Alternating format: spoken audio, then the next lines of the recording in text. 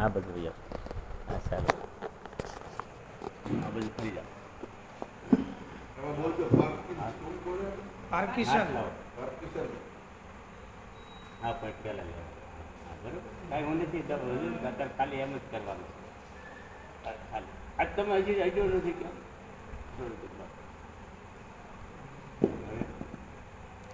માનસિક છે અમારી સામે તમને શું તકલીફ હતી? પીડા થતી હતી. હવે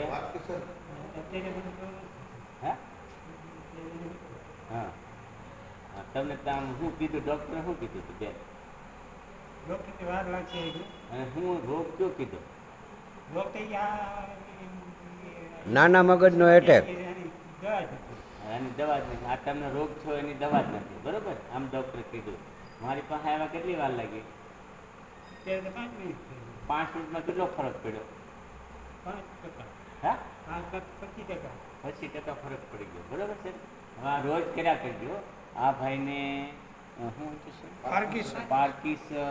પાર્કિન્સન રોગ હતો અને આખું શરીર કાબુમાં નહોતું રહેતું. એ ટૂંકમાં નાના મગજનો એટેક છે. આ નાના વધારે હોય ને તો કોમામાં વહી ગયા હોય. આ નાના 50% કોમામાં જ કહેવાય. બરાબર. અહીં ઉપાડીને લેવા હતા, હાલી નહોતા શકતા. આજે જુનાગઢ અખિલ ભારતીય પારંપરિક વૈદ્ય દ્વારા આયુર્વેદિક કેમ્પનું આયોજન થયું છે. તેમાં આ દર્દી, શું નામ છે ભાઈનું? ભરતભાઈ. અને આ કેમ્પનું આયોજન વિશ્વ હિન્દુ પરિષદ સૌરાષ્ટ્ર પ્રાંતના પ્રમુખ શ્રી, તમારો પરિચય આપો સાહેબ. તમારો પરિચય આપો. કેમ્પના આયોજક છો આપ.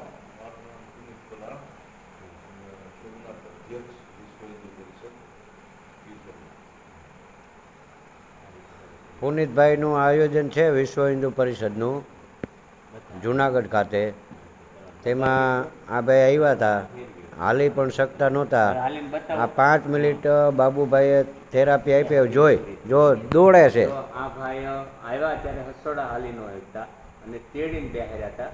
અત્યારે એને આ રીતે હાલતા થઈ ગયા છે અને મારી ગણતરી તો 40% સારું છે અત્યારે. બરાબર છે. 25%ની 40%. ભાઈ આવડે આવ્યા ત્યાં હાલી શકતા હતા તમે? બે માણસો પકડીને એને ખુરશીમાં બેસાડી દેવાનું. આ રીતે બેન રોજ કરવાનું છે. તમને કેવું લાગ્યું બેન આ સારવારથી? કેટલી રાહત લાગી? આપણે એને કોઈ દવા નથી આપી. બરાબર. કોઈ સાધનોની સારવાર નથી આપી. ઉપર ધ્યાન રાખો તો ભાઈ. ઉપર બસ. શું નામ છે ભાઈનું? મારું નામ ભરતભાઈ. ભરતભાઈ. કેવું લાગ્યું અહીંયા આવ્યા પછી? સારું લાગ્યું. એટલે આ આપણી ઋષિ પરંપરાની જે પદ્ધતિ છે આયુર્વેદિકની, એની આ તાકાત છે. આ 10 વર્ષથી આ ભાઈને તકલીફ છે. બરાબર. અહીંયા ખાલી 5 મિનિટની બાબુભાઈએ આપણી જૂની પરંપરાની થેરાપી પ્રમાણે ખાલી પોઈન્ટથી એના પોઈન્ટ ગોતીને એની સારવાર આપી. નથી કોઈ દવા આપી કે નથી બીજી કોઈ થેરાપી આપી. ખાલી એક જ 5 મિનિટની સારવારમાં જો આટલું રિઝલ્ટ મળતું હોય તો માણસોને, જે માલિકો અંદર ભ્રમ છે કે આયુર્વેદિકમાં વાર બહુ લાગે, તો આ તમારી સામે નજર સામે છે કે આ લોકોને દરેક થેરાપીમાં કહી દીધું કે આની કોઈ સારવાર છે જ નહીં, અમેરિકા જાવ તોય. આ બેનને 60% હતું. આ બેનને 60% હતું અને આપણા બે પગ કેટલા ટાઈમથી બેન દુખતા હતા?